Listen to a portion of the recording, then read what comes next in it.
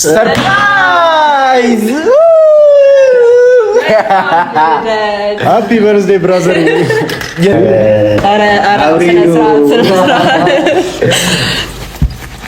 እንዴ በዛሬ ቀን አብርሽ አይደለም እንዴ ስትወለድም አልከሰ አድገም እንደገና አይቀርም።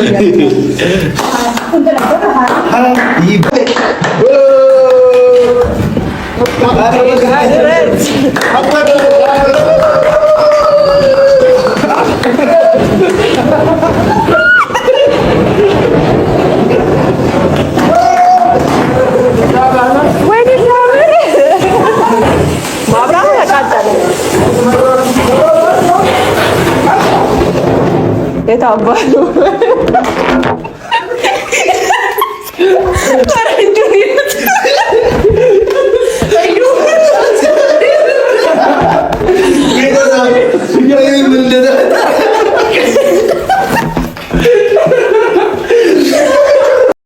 የቫላንታይን ዴይ ነው ብዬ እኔ ደግሞ በጣም ግርም ብሎኝ ለማየት አንድ ባለትዳር በጣም አሳዛኝና በጣም አሳፋሪ የሆነ ነገር ነው። ግን አብርሃም ሃፒ በርዝዴይ እንኳን ተወለድክ፣ እንኳን ለዚህ ቀን አበቃ ብለናል።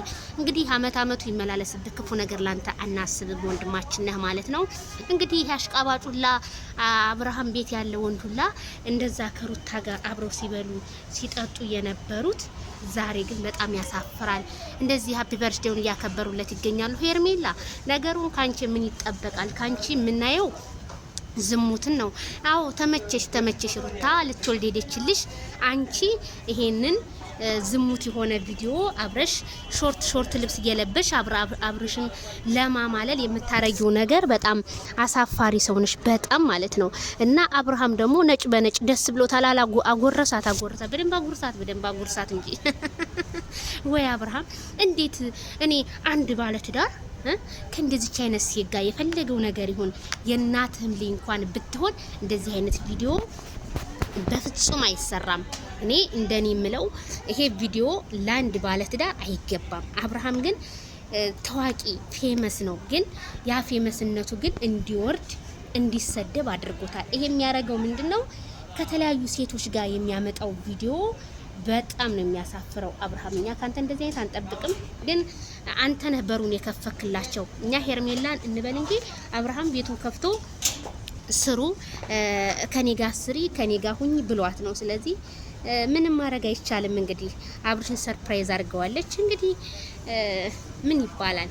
ከአንድ ባለጌ ምን ይጠበቃልና ይችን የመሰለች ሚስቱን ሩታ ንግስቲቷን ታዋቂዋን ፌመሷን ሩታ ሰው አክባሪዋን የኔ እናት የኔ አባት ከማለት ውጭ ሩቲኮ ምንም ነገር የማታቅናትና ቤተሰብ እስኪ እናንተ ፍረዱ። አብርሃም ጥፋተኛ ነው አይደለም? እንዴት አንድ ባለ ሴት አረ ለምን ራቆሽን አትሆኚ? ሄርሜላ ራቆሽን ብትሆኚ እንደውም ያዋጣሻል፣ ገበያም ታገኛለሽ፣ ሌላ ደግሞ ወንዶች ታገኛለሽ፣ ይሻላል።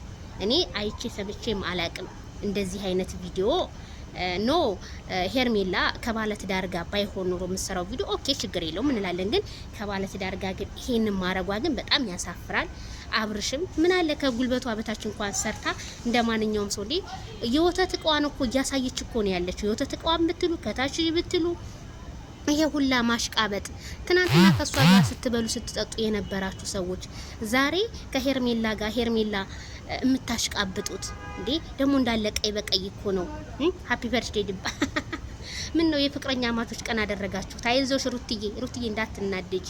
አንቺ ብቻ በሰላም ወልደሽ ለመውለድ ያብቃሽ እንጂ ነገ አንቺም ከዚህ የበለጠ ቪዲዮችን እየሰራሽ እንደምታቃጢ ባለሙሉ ተስፋ ነኝ እላለሁ። ላይክ ሼር ሰብስክራይብ ቤተሰቦቼ ባይ ባይ።